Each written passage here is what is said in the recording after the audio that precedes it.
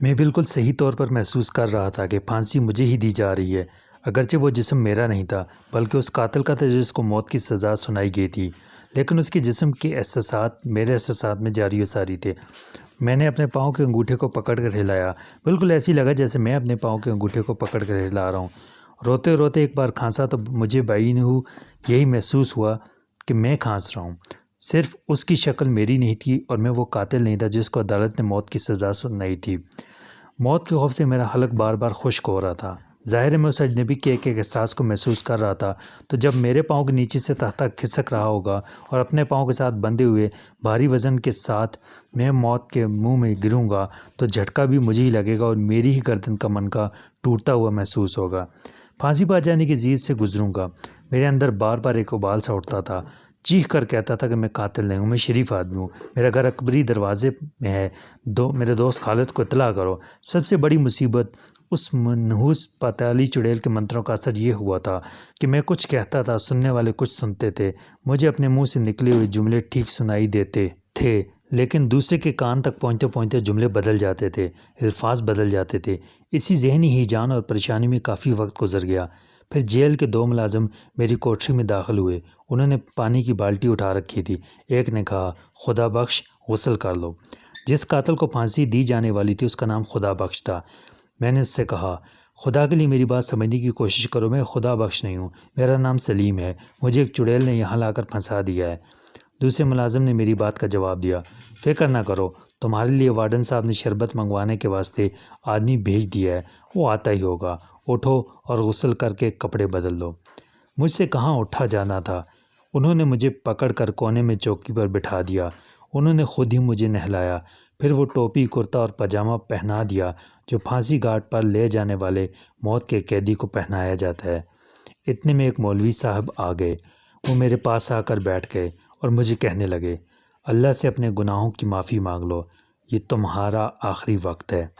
پھر مولوی صاحب نے قرآن پاک کی تلاوت شروع کر دی۔ میں نے سر جھکا لیا اور میری آنکھوں سے آنسو جاری ہو گئے۔ مولوی صاحب اپنا فرض ادا کر کے چلے گئے۔ اس کے چند لمحوں کے بعد 4 آدمی پھانسی کی کوٹری میں آ گئے۔ ان میں ایک مجسٹریٹ صاحب تھے، ایک ڈاکٹر صاحب تھے، ایک پولیس آفیسر تھا اور چوتھا وارڈن تھا۔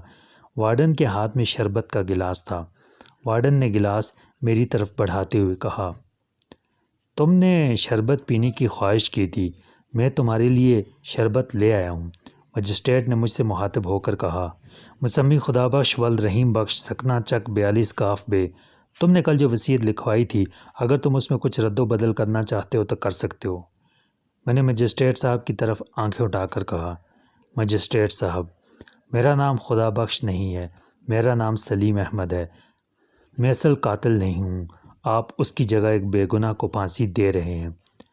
شربت کا گلاس میرے قریب ہی رکھا ہوا تھا۔ مجسٹریٹ صاحب کے کانوں تک پہنچتے پہنچتے میرے جملے بدل گئے تھے۔ انہوں نے شربت کا گلاس اٹھا لیا اور وارڈن سے کہا، خدا بخش نے کہا ہے کہ میں شربت نہیں پیوں گا، یہ گلاس باہر بھجوا دیں۔ وارڈن نے شربت کا گلاس دروازے پہ کھڑے سنتری کے حوالے کر دیا۔ ڈاکٹر صاحب نے اسٹیتھنسکوپ سے میرے سینے پر رکھ کر دل کی دھڑکن چیک کی اور کہا، سزا یافتہ مجرم نارمل حالت میں ہے۔ انہوں نے ایک فائل پر دستخط کر دیے اور فائل وارڈن نے اٹھا رکھی تھی۔ اس کے بعد جیل کے 2 اہلکار اندر داخل ہوئے۔ ان میں سے ایک نے وارڈن صاحب سے کہا، سر کیا حکم ہے؟ وارڈن نے اپنی گھڑی دیکھ کر کہا، لے چلو۔ جیل کے جو 2 اہلکار آئے تھے ان میں سے ایک نے میرے ایک بازو کو اور دوسرے نے دوسرے بازو کو پکڑ کر مجھے اٹھایا اور آہستہ آہستہ چلاتے پھانسی کی کوٹری سے باہر لے آئے۔ ایک نیم روشن راہداری تھی جو سیدھی پھانسی گھر کو جاتی تھی۔ اگر میں کسی نیک مقصد کی خاطر جان دے رہا ہوتا تو مجھے موت کا کوئی خوف نہ ہوتا، لیکن میں کسی دوسرے کی موت مر رہا تھا۔ یہ مجھے قدرت کی طرف سے میرے گناہوں کی سزا مل رہی تھی اور مجھ پر موت کا خوف طاری تھا۔ میری ٹانگیں کانپ رہی تھیں، دل ڈوب رہا تھا۔ پھانسی گھر میں ایک اونچی مچان پر 2 ستونوں کے درمیان اوپر کر کے سفید رسہ لٹک رہا تھا۔ رسے کے آگے پھندا بنا ہوا تھا۔ اس پھندے نے میری گردن جکڑ کر میری گردن کا منکا توڑ دینا تھا۔ میں نے کچھ بولنا چاہا لیکن آواز نے میرا ساتھ نہ دیا۔ میرا گلا اس سے بھی زیادہ خوش تھا جیسے ریت اڑ رہی ہو۔ مجھ سے پھانسی گھر کے مچان کی سیڑھیاں نہ چڑھی گئیں۔ جیل کے آدمی اٹھا کر مجھے مچان پر لے گئے۔ مجھے مچان کے اوپر لٹکتے ہوئے رسے کے نیچے کھڑا کر دیا گیا۔ میرے دونوں پاؤں ایک تختے کے اوپر تھے۔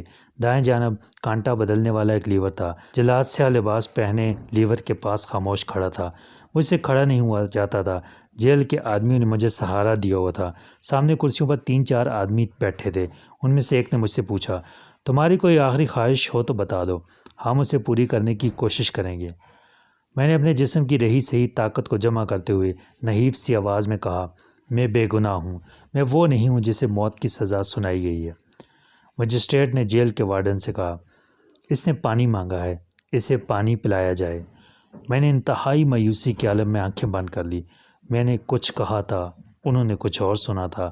یہ سب پاتالی چڑیل کے طلسمی منتروں کا اثر اور میرے گناہوں کی سزا تھی کہ میں کچھ کہتا تھا اور وہ لوگ کچھ اور سمجھتے تھے۔ اسی وقت ایک آدمی دوڑ کر پانی لے آیا۔ مجھے زبردستی پانی پلا دیا گیا۔ اس کے بعد جلاد نے میرے منہ پر سیاہ نقاب باندھ دیا۔ میرا منہ سر گردن تک سیاہ تھیلا نما نقاب میں چھپ گیا تھا۔ مجھے سوائے اندھیرے کے کچھ دکھائی نہیں دیتا تھا۔ میری گردن میں پھندا ڈالا جانے لگا۔ پھندے میں ایک گانٹھ لگی ہوئی تھی۔ جلاد کے تجربہ کار ہاتھوں نے اس گانٹھ کو میرے حلق کی ہڈی کے عین نیچے کر کے پھندا کس دیا۔ حقیقت یہ ہے کہ میں اسی وقت مر چکا تھا، صرف پھانسی دینے کی ایک رسم پوری کرنی باقی تھی۔ مجھے کچھ پتہ نہیں میری آنکھیں کھلی تھی یا بند، اندھیرا ہی اندھیرا تھا۔ اچانک میرے پاؤں تلے سے تختہ نکل گیا اور میں اندھے کنویں میں گرا۔ میرے پاؤں کے ساتھ جو 2 من کے بھاری بورے باندھے ہوئے تھے وہ بھی میرے ساتھ ہی نیچے گرے۔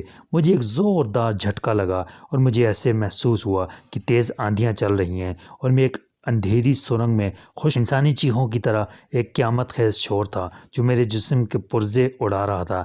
نہ تیز آندھیاں رکتی تھیں، نہ چیخوں کا شور ختم ہوتا تھا۔